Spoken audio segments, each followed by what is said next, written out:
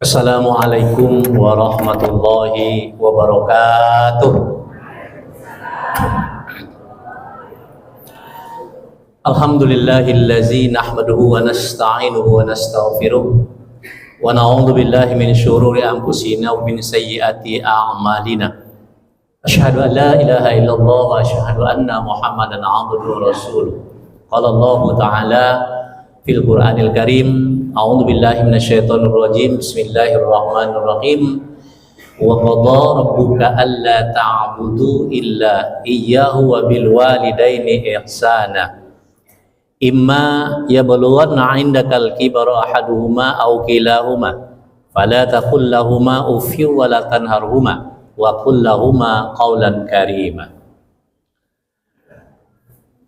Segenap pengurus Masjid Paripurna Al-Furqan yang kami hormati, panitia Amalia Ramadan, bapak-bapak dan ibu-ibu, anak-anak kami, hadirin hadirat sidang jemaah yang dimuliakan Allah.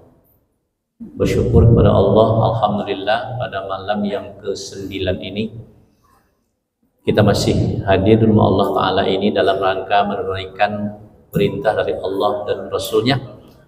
Semoga ibadah Ramadan yang telah kita laksanakan diterima oleh Allah Subhanahu wa Ta'ala, dan dijadikan pula Ramadan tahun ini adalah Ramadan yang terbaik bagi kita bersama. Amin ya rabbal alamin. Selawat Rasulullah sallallahu alaihi wasallam. Allahumma shalli ala sayyidina Muhammad wa ala Muhammad.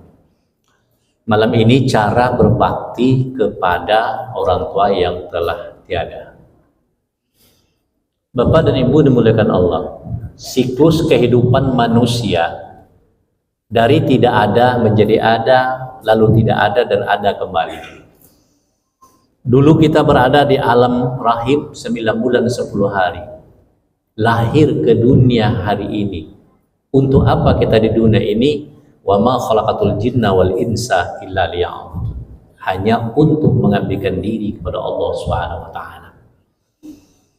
Maka umur yang ada, yang masih Allah berikan kepada kita, barangkali disebut sisa lagi nih Pak. Umur ini mungkin sisa lagi. Ya, ibu-ibu saya ada yang sudah berumur 60 tahun, udah lebih. Nah, kira-kira hidupnya lagi 60 tahun lagi. Atau bapak-bapak yang sudah 70 masih hidup nak 70 tahun yang akan datang? Enggak lagi. Sebab kalau 60 120 tuh Pak. Ya, kalau yang 75 150 tahun. Rasanya Allah Maha Kuasa, tapi ketika melihat umat Rasulullah itu umurnya ya antara 60 sampai 70. Karena yang tersisa yang kita manfaatkan ini, yang kita gunakan ini, mari bersama-sama kita persiapkan nanti ketika kita telah tiada, apa yang kita tinggalkan di dunia ini dan bekal nanti untuk anak-anak kita. Apa yang harus kita lakukan kepada orang tua yang telah tiada? Jika orang tua kita itu masih ada, banyak yang akan kita perbuat. Namun ketika telah tiada, ya, kita ambil dulu yang paling awal ketika sakratul maut dulu. Bagi bapak-bapak yang masih yang punya anak, nah ini untuk kita bersama, termasuk saya tentunya. Di saat sakaratul maut, kita wajib membaca kalimat tauhid. Karena dulu ketika kita masuk ke dunia, kita diazankan dan diiqamahkan. Kalimat itu intinya mengesahkan Allah Ta'ala, la ilaha illallah. Dengan kalimat itu kita masuk ke dunia. Dengan kalimat itu kita hidup di dunia, berbuat di dunia. Dengan kalimat itu pula kita akan meninggalkan dunia ini. Man akhiruhu kalamihi la ilaha illallah dakhalal jannah. Siapa yang bawa kalimat la ilaha illallah di hidupnya, dia akan masuk surga. Dulu ketika kalimat tauhid itu diperdengarkan, dibisikkan oleh orang kepada kita. Siapa mereka? Adalah orang tua kita, ayah kita. Lalu besok ketika kita akan syakaratul maut, kalimat itu kembali dibisikkan oleh orang kepada kita. Siapa yang membisikkan kalimat itu? Anak kita. Gantian ya. Dulu ayah membisikkan ini. Kata ayah dulu diazankan. Besok tak perlu diazankan. Tapi la ilaha illallah, anak yang diinginkan. Boleh orang lain ustaz, boleh. Tetapi ini satu kewajiban anak. Berangkat kita membawa kalimat suci itu la ilaha illallah. Allah mahwin alaina fi syakaratil maut. Allah mudahkan kita syakaratul maut.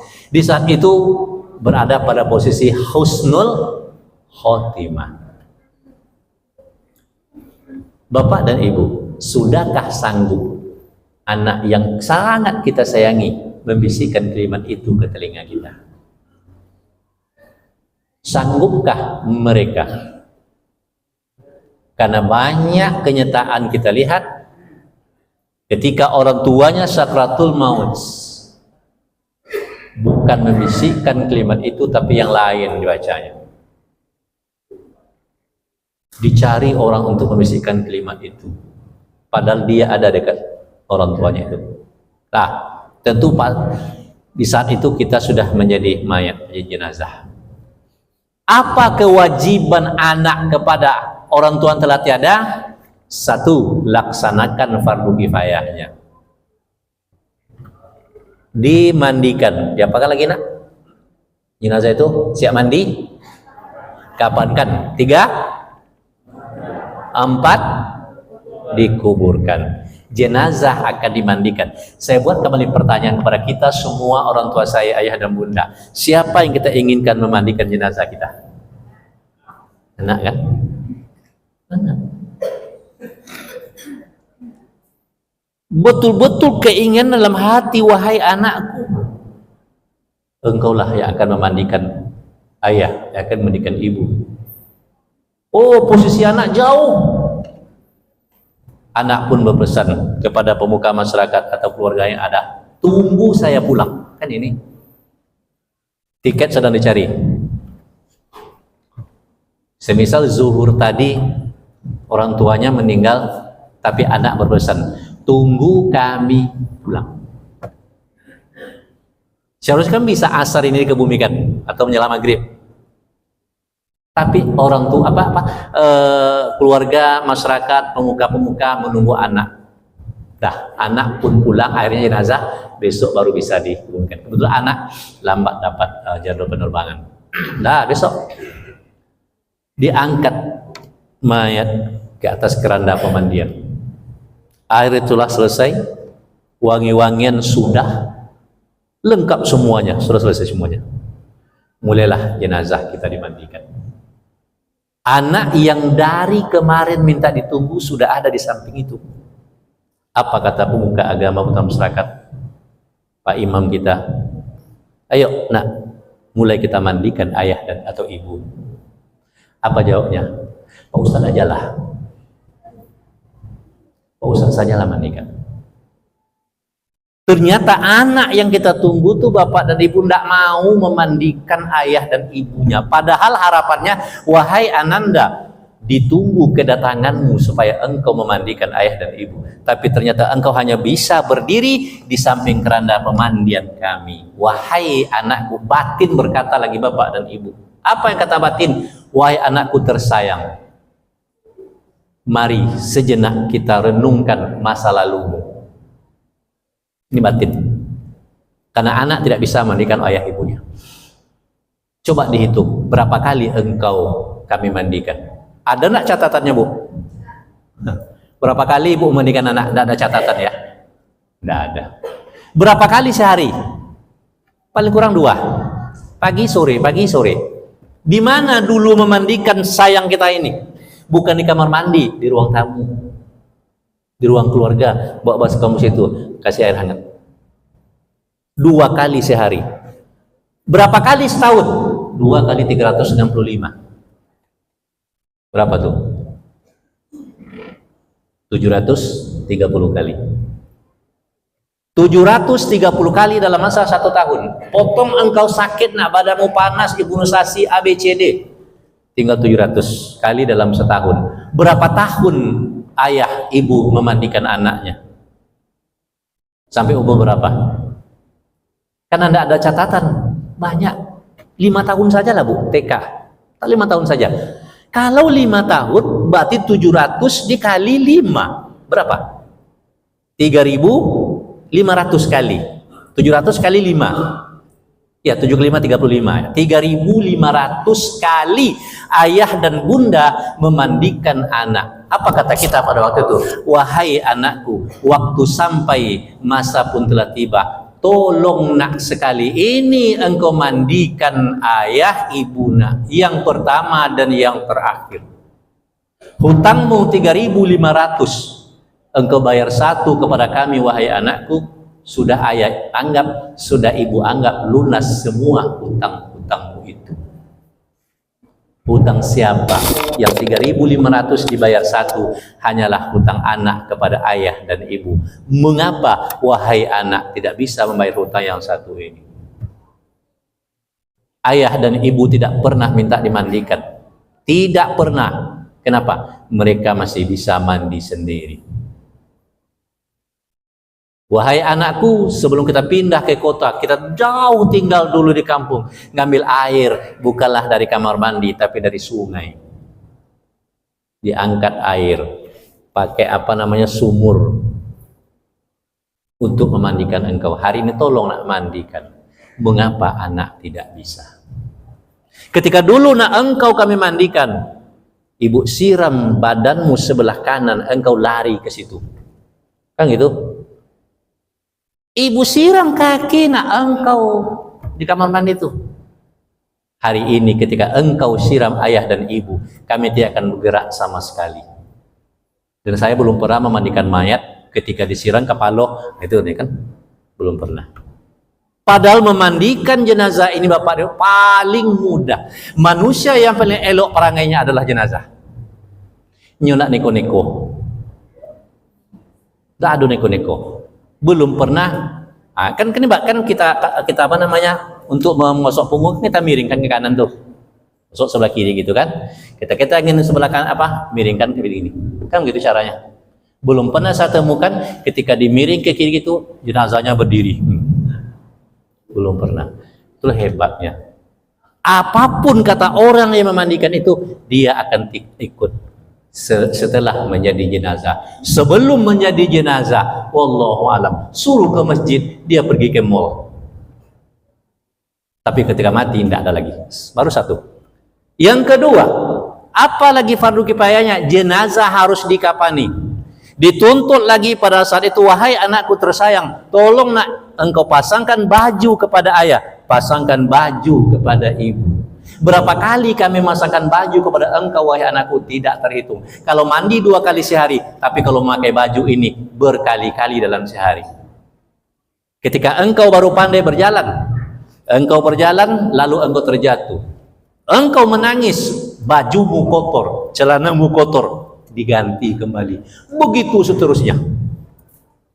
Wahai anakku, tolong nak dipasangkan baju ini kepada ayah dan ibu. Itu kata ibu. Kata ayah, sudah berapa banyaknya engkau ayah belikan baju nak. Hari ini tolong engkau pasangkan baju terakhir ini kepada ayah dan ibu. Baju tidak pakai lengan. Tolong nak pasangkan kain putih tiada berjahit ini. Apa yang diambil? Semewah-mewah hidup bapak dan ibu, itu adalah baju yang terakhir. Semiskin-miskin hidup di dunia, belum ada orang memakai baju dari dasar kain kapan. Belum ada. Tak mau. Tapi besok, mau tidak mau, dipakailah kain ini. Kaya dia dipakai kain putih itu. Gratis malah Pak. Dari SKM. Tidak bayar baju putih itu, gratis. Padahal baju di dunia sangatlah mahal. Dah, Ustadz orang lain juga mengapani. Boleh Ustadz, boleh saja Pak. Itu keseluruhan tua masalah, anak masalahnya. Lalu yang ketiga, jenazah disolatkan. Pertanyaan berikutnya, siapa yang Bapak Ibu inginkan menjadi imam sholat jenazah kita? Anak. Allahumma firlahu, ya Allah ampunilah dosa ayah. Allahumma firlaha, ampuni dosa ibu ya Allah. Ketika anak bermohon kepada Allah untuk ayah dan ibunya, tidak ada penghambat. Allah akan jawab doa itu. Sudahkah kita siapkan yang ringan-ringan seperti ini? Bentuknya ringan, tapi pelaksanaannya luar biasa beratnya. Jenazah masuk ke liang kubur. Disinilah baru nampak anak itu bisa atau tidak. Dia hanya bisa menimbun orang yang ia sayangi. Ditimbunnya, diinjatnya, dipadat-padatnya, itu adalah orang yang melahirkan dia dulu ke dunia. Habislah kasih sayang pada waktu itu. Tugas kita sebagai anak kepada orang tua. Dan doakanlah dia. Doakan dia sepanjang masa. Karena satu itulah yang diharapkan. Yang paling pasti, ilmu bermanfaat belum tentu pasti didapatkan. Harta yang banyak belum tentu pasti dia dapatkan. Tapi anak yang soleh insya Allah bisa. Walidin solihin yada'ula. Doa anak yang soleh yang akan kita harapkan ketika kita telah tiada. Wahai anak, mari ingat bahwa manusia yang paling berjasa di atas dunia ini adalah ayah dan ibu kita.